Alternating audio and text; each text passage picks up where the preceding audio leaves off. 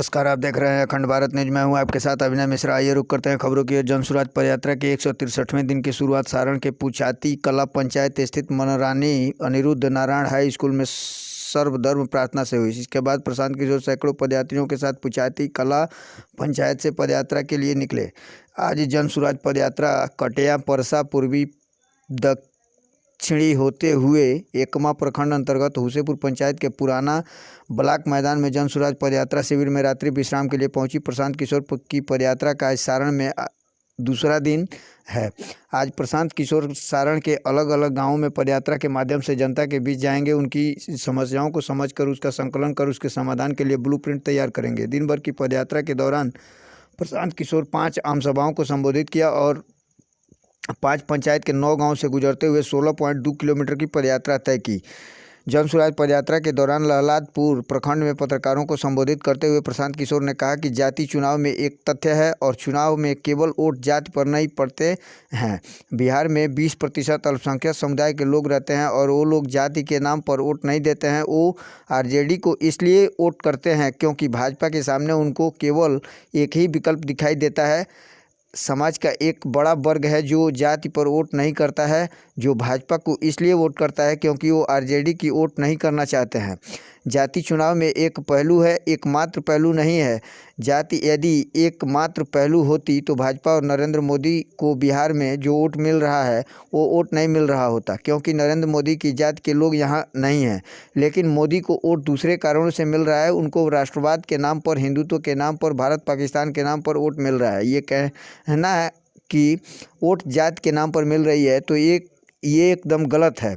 बिहार के लोगों को पढ़ाई, कमाई और दवाई तीनों के लिए मजबूरी में बिहार से बाहर जाना पड़ता है। प्रशांत किशोर जन सुराज पदयात्रा के दौरान सारण में मीडिया संवाद के दौरान पलायन की विकरालता को बताते हुए प्रशांत किशोर ने कहा कि अभी तक 1500 से ज़्यादा गांवों में घूमने के बाद ये सामने आया है कि गांव में 40 से 50% युवा किसी रोजगार या मजबूरी के लिए घर छोड़कर बाहर गए हैं। बिहार के युवा साल में 10 से 15 दिन के लिए एक बार अपने घर आते हैं और घर की महिलाओं को ने ये मान लिया है कि उनके परिवार के पुरुष उनके साथ 15 दिन से ज़्यादा नहीं रहेंगे। बिहार में परिवार के साथ रहने का चलन धीरे धीरे समाप्त हो गया है। बच्चे पहले पढ़ाई के लिए बाहर जाते हैं, फिर कमाई यानी रोजगार के लिए बाहर जाते हैं और थोड़ी उम्र होने के बाद फिर इलाज और दवाई के लिए बाहर जाते हैं। परिवार का एक साथ न रहना एक बहुत बड़ी सामाजिक त्रासदी है जो आज बड़े स्तर पर देखने को मिल रही है। बिहार में ग्रामीण सड़कों की स्थिति लालू जी के जंगल राज जैसी ही है। प्रशांत किशोर ने सारण में मीडिया संवाद के दौरान राज्य सरकार की 7 निश्चय की बड़ी योजनाओं पर हमला करते हुए कहा कि बिजली को लेकर जो नई समस्या लोगों को आ रही है, जो बिजली के बिल में गड़बड़ी है, इसमें गलत और बढ़े हुए बिल आ रहे हैं। जिन लोगों से मेरी मुलाकात हुई है उन्होंने 2000 से लेकर 1,25,000 तक के बिल दिखाए हैं। ज़्यादातर लोगों का कहना है कि उनका बिल गलत है और एक बार गलत बिल आ जाता है तो उनकी बिजली काट ली जाती है। उन्होंने सड़क की स्थिति पर बात करते हुए कहा कि यदि राष्ट्रीय और राज्य हाईवे की बात छोड़ दें तो ग्रामीण सड़कों की स्थिति जो ग्रामीण कार्य विभाग या पंचायती राज के अंतर्गत आती है, उन सड़कों की स्थिति आज भी वही है जो लालू जी के जंगल राज के समय में थी। आइए सुनते हैं प्रशांत किशोर ने बिहार की इन समस्याओं पर क्या कुछ। बिहार की सबसे बड़ी समस्या के तौर पर दिख रही है और ये समस्या बेरोजगारी और पलायन बिहार में एक बड़ी समस्या है। ये बात तो हर व्यक्ति जानता है, इसके लिए किसी पदयात्रा की जरूरत नहीं है। लेकिन पदयात्रा से आप ये जानते हैं कि इसकी विकरालता कितनी है, इसका सामाजिक असर कितना है। गाँव में अभी तक करीब 1500 से ज़्यादा गाँव हम लोग गए हैं। गाँव में करीब 40 से 50% जो युवा हैं वो गांव से बाहर किसी न किसी रोजगार मजदूरी के लिए छोड़कर चले गए हैं और साल में कभी 10 दिन 15 दिन के लिए एक बार अपने गांव अपने परिवार आते हैं। ज़्यादातर परिवार में खासकर महिलाएं जो हैं उन्होंने इस बात को एक तरह से अपने जीवन की सच्चाई मान लिया है कि उनके परिवार के लोग उनसे साल में 15-20 दिन से ज़्यादा उनके साथ नहीं रहेंगे। लोग परिवार के साथ रहने का यहाँ धीरे धीरे सामाजिक कॉन्सेप्ट ही खत्म होता चला गया है। बच्चे पहले पढ़ाई के लिए बाहर जाते हैं, फिर कमाई रोजगार के लिए बाहर जाते हैं, फिर जब आपकी उम्र हो जाती है तो आप दवाई के लिए बीमार पड़ जाते हैं, तब बाहर जाते हैं। परिवार का एक साथ न रहना एक बहुत बड़ी सामाजिक त्रासदी है, जो गांव में नीचे घूमकर मुझे देखने को समझने को मिली। दूसरी जो बड़ी समस्या है वो जिसकी चर्चा हर जगह हो रही है, वो है शिक्षा व्यवस्था का ध्वस्त हो जाना।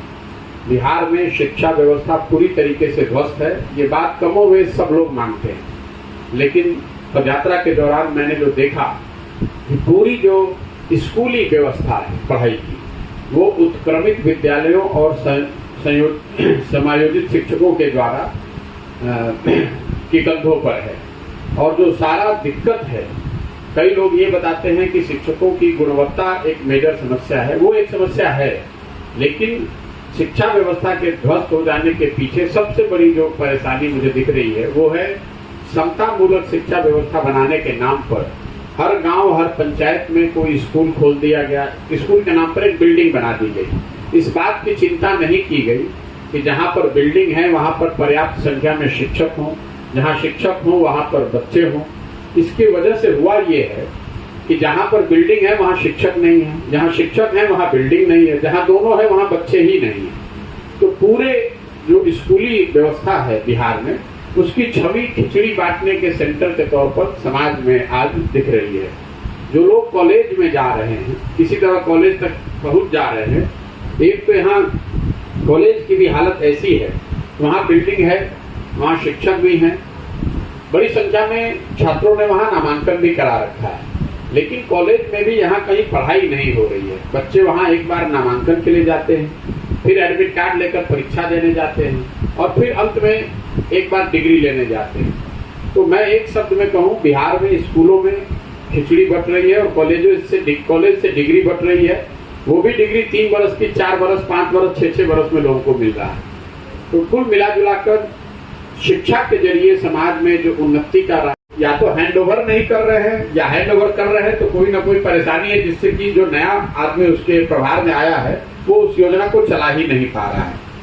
इसके अलावा एक जो सबसे बड़ी योजना 7 निश्चय की थी, वो है नालियों और गलियों के पक्कीकरण की योजना।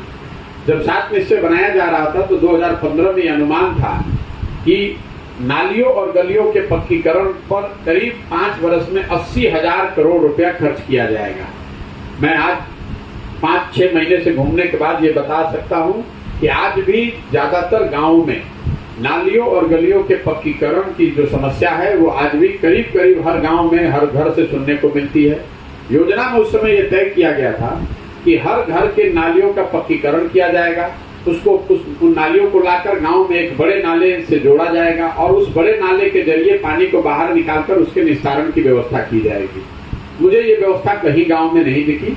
गाँव में रोड के किनारे बेतरतीब बनाए हुए कुछ नाले जरूर दिखते हैं। इन नालों को न घरों के नालियों से जोड़ा गया है, न इन नालों से पानी को बाहर निकालकर निस्तारण की कोई व्यवस्था की गई है। ज्यादातर गांवों में ये नाले रोड के किनारे कूड़ेदान की तरह बन गए हैं, जिसमें पानी जल जमाव या कूड़ा जमा हुआ है, उसमें पानी निकालने की व्यवस्था नहीं है। इसके अलावा मैं अगर पूरे अपने यात्रा का अनुभव अभी तक अगर आपसे साझा करूं, तो 3 सबसे ज्यादा सुने जाने वाला जो शब्द है वो है अफसरशाही से परेशान जनता, हर सरकारी विभाग में फैला हुआ भ्रष्टाचार, और तीसरा सरकारी योजनाओं में व्यवस्थित तरीके से काटे जाने वाला पीसी। ये तीन जो शब्द हैं, भ्रष्टाचार, अफसरशाही, भ्रष्टाचार और पीसी, इसकी चर्चा समाज में हर व्यक्ति कर रहा है। चाहे आप गरीब हैं, अमीर हैं, आप जनप्रतिनिधि हैं या सामान्य नागरिक हैं, हर व्यक्ति इन 3 चीज से परेशान है। अफसरशाही से हर व्यक्ति परेशान है, जनप्रतिनिधि और समाज में रसूख रखने वाले लोग भी परेशान हैं। जो विभागों में भ्रष्टाचार है, हर व्यक्ति मानता है कि सरकार में कोई ऐसा काम नहीं है जो बिना भ्रष्टाचार के हो सके। और तीसरा, कोई सरकार की योजना नहीं है, चाहे वो केंद्र की हो या राज्य की, जिसमें अफसर और जनप्रतिनिधि व्यवस्थित तरीके से पीसी नहीं काट रहे हैं। कुल मिला जुलाकर 2 क्षेत्रों को अगर छोड़ दें, सड़क और बिजली, जिसमें कुछ सुधार दिख रहा है। बिजली जरूर हर जगह आ गई है, लेकिन बिजली को लेकर जो एक समस्या नई खड़ी हो गई है कि लोगों की नजर में बढ़े हुए और गलत जो बिल आ रहे हैं, लोगों ने 2000 से 1.25 लाख रुपए तक के बिल दिखाए, और ज्यादातर लोगों का ऐसा मानना है कि उनका बिल गलत है और एक बार गलत बिल आ गया, आपका कनेक्शन कट गया, तो लोग महीनों तक लोग अदालतों का चक्कर लगाने के लिए मजबूर है। सड़कों की जो स्थिति है उस पर मैं इतना कहना चाहूंगा कि जरूर नेशनल और स्टेट हाईवे की स्थिति सुधरी है, सड़क जरूर कुछ बेहतर है, लेकिन ग्रामीण सड़कों की जहां तक बात है, ग्रामीण सड़कों की स्थिति जो आरईओ की ग्रामीण कार्य विभाग की सड़क है या पंचायती राज की जो सड़क है, उसकी स्थिति कमोवेश लोग बताते हैं वही है जो लालू जी के जंगल राज के दौरान होती थी। तो कुल मिला जुलाकर ये अभी तक का ये मेरा अनुभव रहा है। अगर आपका कोई सवाल है तो आप कर, जितने लोग रजिस्टर हो जाएंगे उनको कुछ सामूहिक सुविधाएं जो आप प्रोफेशनलिज्म के विभिन्न पैरामीटर्स के अंदर दी जा सकती हैं वो दिया जाएगा। क्या आपको लगता है कि आने वाले चुनाव में आप जातीय बंधन को तोड़ने में कामयाब हो पाएंगे? जो बिहार में नहीं, देखिए जाति सिर्फ एक फैक्टर है। मैं ये रोज बात ये कहता हूँ, जाति सिर्फ एक फैक्टर है। चुनाव में वोट सिर्फ जाति पर नहीं पड़ता है। 20% यहाँ पर मुसलमान रहते हैं, मुसलमान वोटर 20% है, वो तो जाति पर वोट नहीं कर रहा है, वो तो सिर्फ इसलिए आरजेडी को वोट कर रहा है क्योंकि वो भाजपा के खिलाफ उसके पास एक ही विकल्प दिखता है, आरजेडी। इसी तरीके से समाज का एक बड़ा वर्ग है जो जाति पर नहीं वोट करता है, वो भाजपा को इसलिए वोट करता है क्योंकि वो आरजेडी को वोट नहीं कर सकता है। कई लोग इसलिए वोट करते हैं कि उनको भारत, पाकिस्तान, पुलवामा, हिंदू मुसलमान के विषय में रुचि है। जाति एक पहलू है, जाति एकमात्र पहलू नहीं है। अगर जाति एकमात्र पहलू होती तो भाजपा को, नरेंद्र मोदी को जो यहाँ वोट मिल रहा है, तो नरेंद्र मोदी के जाति के तो लोग बिहार में नहीं रहते हैं, उनको वोट तो दूसरे वजहों से मिल रहा है, या राष्ट्रवाद के नाम पर मिले, हिंदूवाद के नाम पर मिले, पाकिस्तान, भारत पाकिस्तान, हिंदू मुसलमान के नाम पर मिले। तो सिर्फ जाति के आधार पर ही वोट पड़ रहा है, ऐसी बात नहीं। जो लोग सर आपके पास समस्याएं लेके आ रहे हैं, समस्याएं बता रहे हैं, तो उसके समाधान के विषय में भी आप कोई प्रयास कर रहे हैं? नहीं, बिल्कुल नहीं। मैं रोज मंच से कहता हूँ, समाधान, लोगों की समस्या का समाधान आपके हाथ में है, लोगों के हाथ में है। अगर आप अपने बच्चे के लिए शिक्षा का सुधार करना चाहते हैं तो सबसे पहले आपको संकल्प लेकर शिक्षा पर वोट करना पड़ेगा। अगर आपके गांव में स्कूल नहीं चल रहा है और प्रशांत किशोर आकर अगर स्कूल बनवा भी देंगे तो उससे क्या होगा? आपके गांव में आपका बच्चा स्कूल में पढ़ने जाता है, आप उसको, वो पढ़ नहीं रहा है, वो खिचड़ी खाकर घर वापस आता है और आप उस बात की चिंता नहीं करते हैं और आप जाति पर वोट कर रहे हैं या राम मंदिर पर वोट कर रहे हैं या भारत पाकिस्तान के नाम पर वोट कर रहे हैं, तो स्वाभाविक तौर पर आपका लड़का बेरोजगार ही रहेगा, मजदूर ही बनेगा। जब वो पढ़ेगा ही नहीं तो मजदूर ही बनेगा। ये बात हमारा काम है समाज को जाकर बताना इस बात को। समाज अगर इस बात को समझेगा, इसका संज्ञान लेगा, इस पर वोट करेगा तो चीजें अपने आप सुधरेंगी। ठीक है भैया, बहुत बहुत धन्यवाद।